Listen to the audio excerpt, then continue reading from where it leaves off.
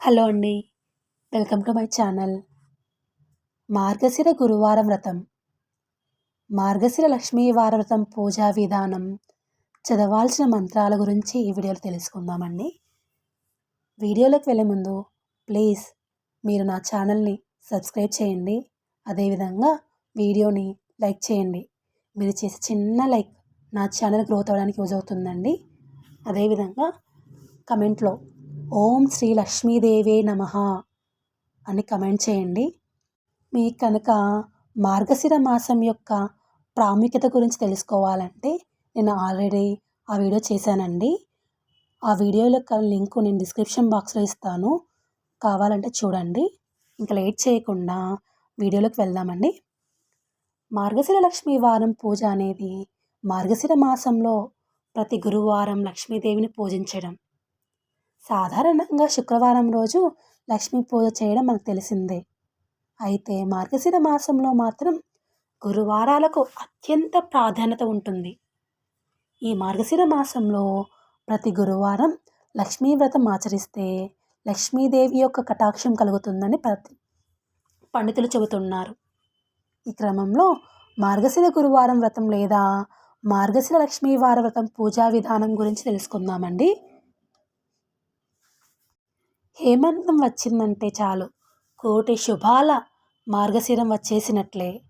ఎటు చూసినా ఇంటి లోగిళ్ళని లక్ష్మీకలతో కలకలాడినట్లే. ఏ నోట విన్నా లక్ష్మీ నమస్తుభ్యం అంటూ లక్ష్మీదేవి యొక్క అమ్మవారిని ఆర్తితో స్తుతించడం, ఆశతో పూజించడమే. శ్రీ మహావిష్ణువునకు అత్యంత ప్రీతికరమైన ఈ మార్గశిర మాసం ఆయన సతీమణి మహాలక్ష్మీదేవికి సైతం ఇష్టమైనదే. అయితే ఈ మార్గశిర మాసంలో వచ్చే మొదటి గురువారం నుంచి 4 లేదా 5 గురువారాల పాటు భక్తి శ్రద్ధలతో నియమనిష్ఠలతో పూజించిన వారికి ఆ లక్ష్మీదేవమ్మ కోరిన కోరికలు తీరుస్తుందని, వరాల జల్లు కురిపిస్తుందని ప్రగాఢ నమ్మకం. ఈ మార్గశిర మాసంలో ఆచరించే మార్గశిర గురువారం లక్ష్మీ వ్రతం వల్ల మిగిలిన 11 మాసాల్లోనూ అష్టలక్ష్మీ వైభవం కలుగుతుందట. ఈ నేపథ్యంలో మార్గశిర లక్ష్మీవార వ్రత పూజా విధానం గురించి తెలుసుకుందాం. అదేవిధంగా చదవాల్సిన మంత్రాల గురించి కూడా తెలుసుకుందామండి. ఈ 2025వ సంవత్సరంలో మార్గశిర గురువారం తేదీల గురించి తెలుసుకుందాము. మొదటి గురువారం నవంబర్ 27వ తేదీన వచ్చిందండి.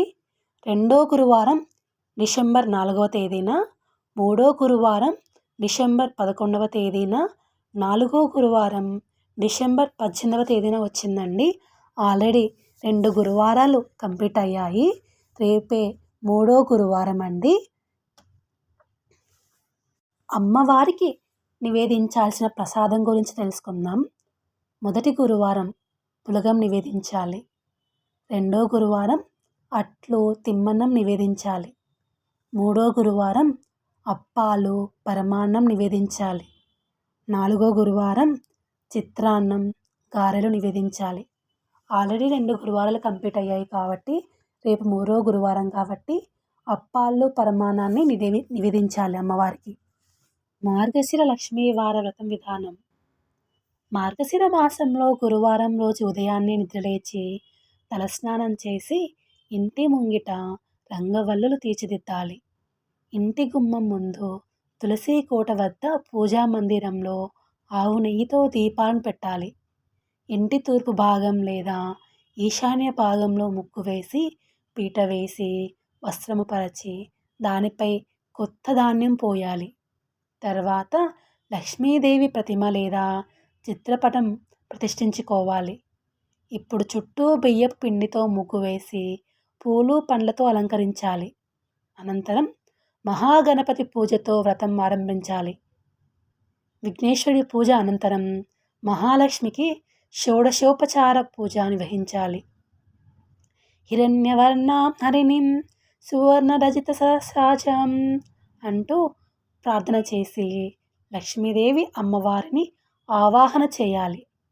ఇప్పుడు అమ్మవారికి ఆసనం, పాద్యం, అర్ఘ్యం, ఆచమనీయం, శుద్ధోదక స్నానం, వస్త్రం, చందనం, ఆభరణం, ధూపం, దీపం, నైవేద్యం, తాంబూలం, కర్పూర నీరాజనం సమర్పించాలి.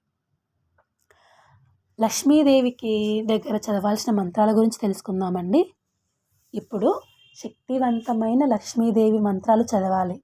ముఖ్యంగా ఓం మహాదేవ్యే చ విద్మహే విష్ణుపత్నే చ ధీమహే తన్నో లక్ష్మి ప్రచోదయాత్ అనే లక్ష్మీ గాయత్రి మంత్రం చదువుతూ అమ్మవారికి మంత్రపుష్పం సమర్పించాలి.